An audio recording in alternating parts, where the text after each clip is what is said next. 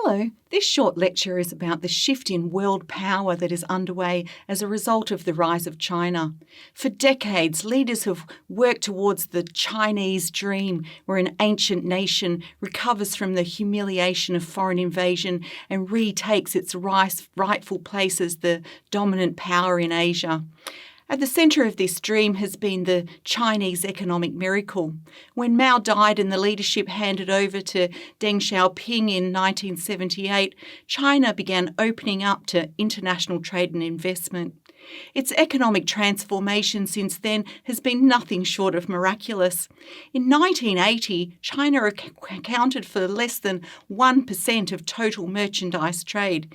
In 2020, China is now ranked first in global merchandise exports, accounting for around 10% of all world trade.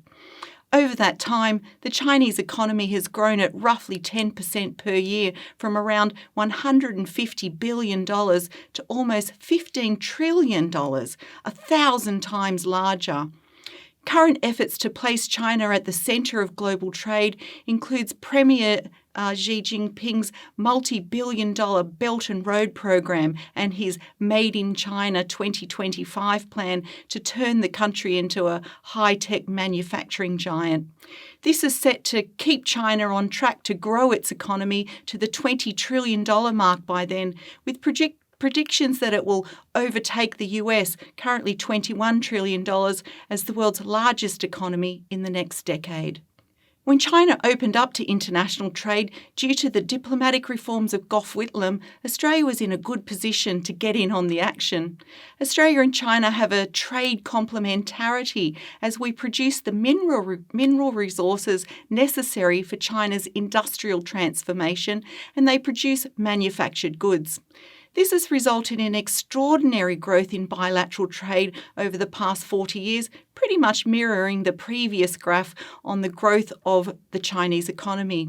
Merchandise trade has grown from around $100 million in 1972 to close to $200 billion today. China has become far and away Australia's largest trading partner. This heavy integration into the Chinese economy meant that Australia managed to ride out the 2008 global financial crisis, the only advanced economy to do so. Trade with China has pretty much doubled since then. Like the rest of the world, Australia imports a whole range of low-cost manufactured goods from China, almost everything found in the average Australian home. Clearly, Australia's prosperity is contingent upon its trade partnership with China. But it's not all cheers for the Australia-China relationship. Its influence has boomed along with its economy. In recent years, particularly given other countries were hard hit by the global financial crisis, the Belt and Road Initiative has expanded Beijing's reach in Asia, Africa and Europe, but has also meant a growth in Chinese influence in what is considered Australia's traditional patch, the Pacific Islands. As Australia significantly wound back its aid budget, our influence has been eroded, opening up space for China to fund infrastructure projects, furthering their own national interests, possibly at the expense of ours.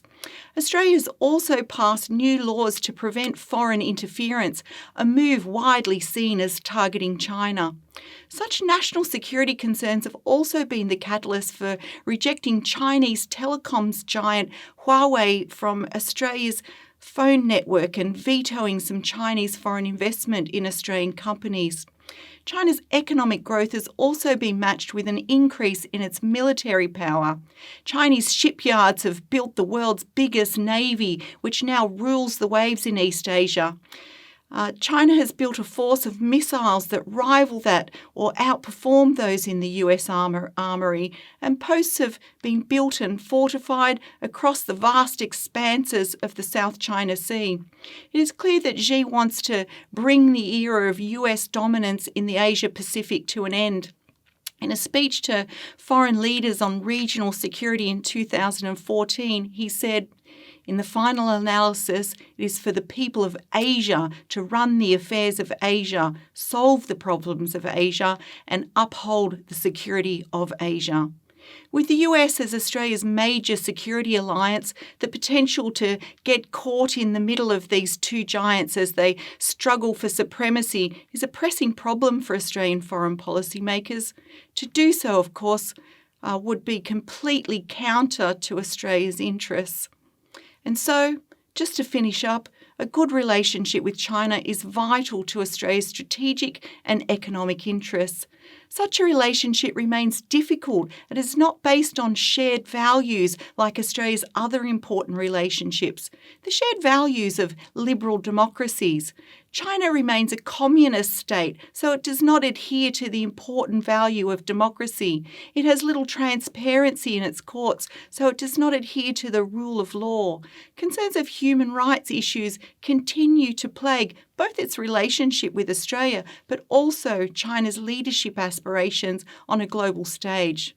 So that leaves Australia in a quandary where we don't have an effective diplomatic relationship with the country that is absolutely vital to our continuing prosperity. We've been here before when Japan became our biggest trading partner not too long after the terrible events of World War II, but we've come a long way since then, Japan now being called Australia's best friend in Asia.